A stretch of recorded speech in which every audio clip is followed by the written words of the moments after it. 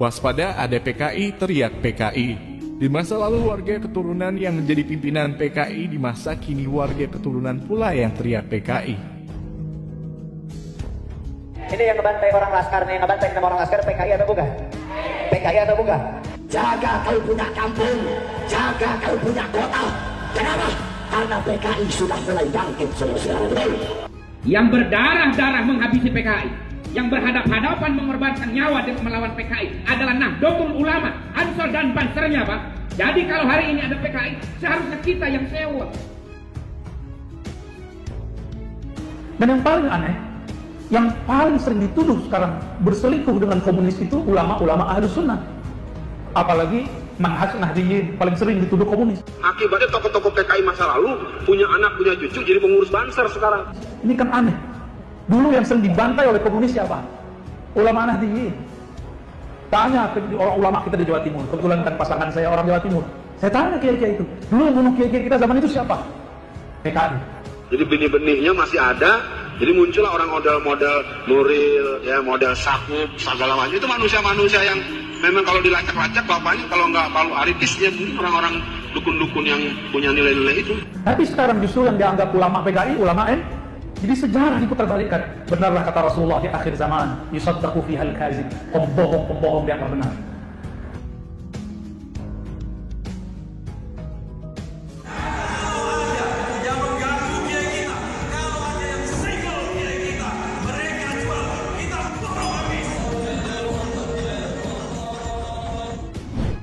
Jenderal TNI Andika Perkasa, sang Panglima Tentara Nasional Indonesia, baru-baru ini mendapatkan serangan yang cukup masif dari kadrun-kadrun laknatullah. Akibat pernyataannya beberapa waktu lalu, yang menegaskan bahwa keturunan PKI dalam undang-undang maupun TAP MPRS sama sekali tidak melarang keturunan PKI ikut mendaftar menjadi anggota TNI. Dalam sidang yang digelar tersebut, Panglima TNI Andika Perkasa mempermasalahkan aturan seleksi masuk anggota TNI yang melarang keturunan PKI ikut mendaftar menjadi anggota TNI. Dasar hukumnya apa? Izin TAP MPRS nomor 25. Oke, sebutkan. Apa yang dilarang oleh TAP MPRS? Satu, komunisme, ajaran komunisme, organisasi komunis maupun organisasi underbow dari komunis. Tahun 65. Yakin ini? Yakin. Cari, buka internet sekarang. Siapa saja warga negara Indonesia boleh mendaftar menjadi anggota TNI. Jadi apa yang disampaikan Pak Panglima itu sebenarnya sudah berjalan itu. Sudah berjalan. Baik. Mulai saya masuk tahun 2, itu sudah ada tahun 73 ya. TAP MPRS nomor 2566. 1. Menyatakan PKI sebagai organisasi terlarang.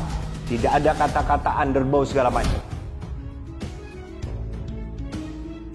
Mulai saya masuk AKABRI tahun 73-74 tidak ada larangan bagi anak anggota PKI untuk ikut tes mendaftar masuk TNI, tidak ada.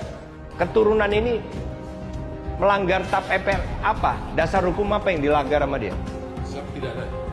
Jadi jangan kita mengada-ada. Saya orang yang patuh peraturan perundangan. Ingat ini.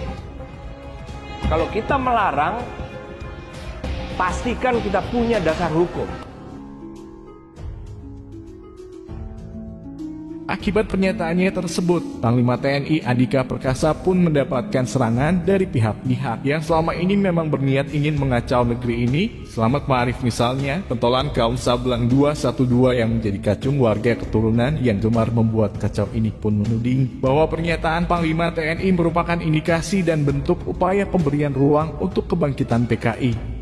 Dia dengan bodohnya menuding Panglima TNI tanpa mengetahui hal yang sebenarnya, bahwa pernyataan Panglima TNI hanyalah bentuk penegasan bahwa dalam undang-undang maupun TAP MPRS sama sekali tidak menyebutkan pelarangan bagi anak keturunan PKI untuk ikut serta mendaftar sebagai anggota TNI. Dalam TAP MPRS yang dilarang adalah organisasi serta paham-pahamnya yang bertentangan dengan Pancasila. Kan saya bilang tadi ini bukan kebijakan baru. Saya masuk AKABRI tahun 73 itu sudah dilakukan. Lalu tahun 2004 malah diundangkan. Coba dibaca pada pasal 28 Undang-Undang nomor 3 tahun 2004 tentang TNI. Zaman saya tidak ada lagi keturunan dari apa, tidak. Karena apa? Saya menggunakan dasar hukum. Oke? Hilang. Nomor 4. Dengan pernyataan kembali yang diungkapkan oleh Panglima TNI, maka ini kami merasa bahwa betul-betul kebangkitan PKI ini mulai diberikan ruang yang begitu lebar, dikuatkan kembali. Gitu kan. Sebab sejak reformasi 98 itu kan indikasi kebangkitan PKI begitu terasa dan kuat. Hei, Presiden Jokowi, jangan coba-coba kau berikan kesempatan kepada PKI untuk berlanjut lagi dalam kekuasaan di Republik Indonesia, saudara. Ulama dibantai, santri dibantai, pondok-pondok pesantren dibakar oleh mereka. Saya tanya kepada umat Islam, saya tanya kepada santri, kalau PKI bangkit, ridho apa tidak? Rela apa tidak? Mereka yang selalu koar-koar kebangkitan PKI sungguh adalah gerombolan yang sangat menjijikan. Mereka seperti maling teriak maling. Padahal sejarah mencatat Fahrul Barobah yang merupakan warga keturunan yang segerombolan dengan mereka merupakan salah seorang pimpinan PKI.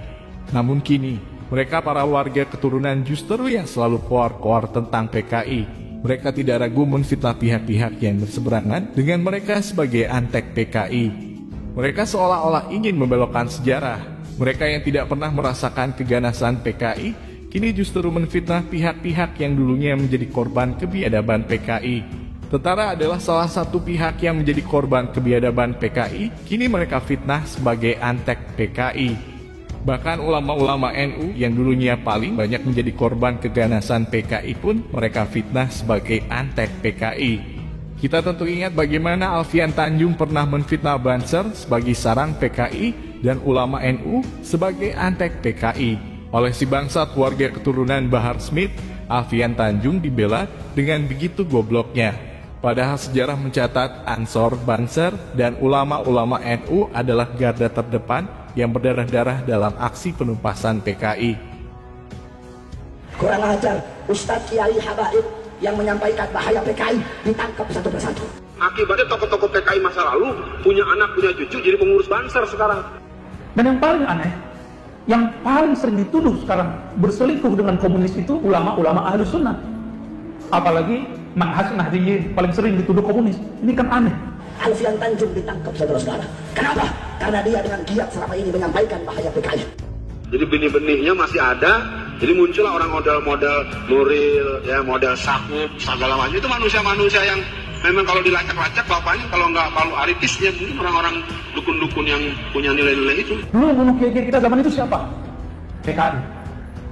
Tapi sekarang justru yang dianggap ulama PKI, ulama N. Jadi sejarah diputarbalikkan. Benarlah kata Rasulullah di akhir zaman, yusaddaqu fihal kazib. Pembohong-pembohong dianggap benar. Yukazzabu fihas shadiq, pada masa itu orang-orang yang benar dianggap bohong, orang-orang bohong dianggap benar. Sekarang zamannya, maka tetaplah jadi orang waras. Tenang aja ya, kebenaran itu akan menghancurkan kebatilan.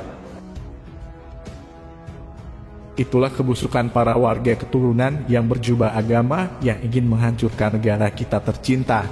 Mereka tidak segan memutarbalikkan fakta bahwa gerombolan mereka yang sesama warga keturunanlah yang justru pernah menjadi gembong PKI. Namun kini mereka malah berdusta dengan menfitnah ulama-ulama NU sebagai antek PKI. Padahal jika dilihat sejarahnya, hampir seluruh ulama yang menjadi korban kebiadaban PKI, semuanya adalah ulama-ulama NU. Dan satu pun tidak pernah tercatat dari gerombolan mereka ada yang menjadi korban kebiadaban PKI. Maka sungguh patut dipertanyakan propaganda mereka para warga keturunan yang koar-koar tentang PKI. Yang justru dari gerombolan mereka satu pun tidak ada yang menjadi korban kebiadaban PKI. Mereka malah dengan gencar menfitnah ulama-ulama NU sebagai antek PKI. Padahal dahulu ulama NU lah yang menjadi korban keganasan PKI. Hal ini tentu menjadi sebuah opini bahwa apa yang mereka lakukan saat ini merupakan bentuk upaya untuk menutupi kebusukan mereka semata. Bagaimana menurut Anda? Silakan komen serta jangan lupa share video ini sebagai bentuk perjuangan kita bangsa Indonesia untuk mempertahankan keutuhan bangsa dan negara tercinta.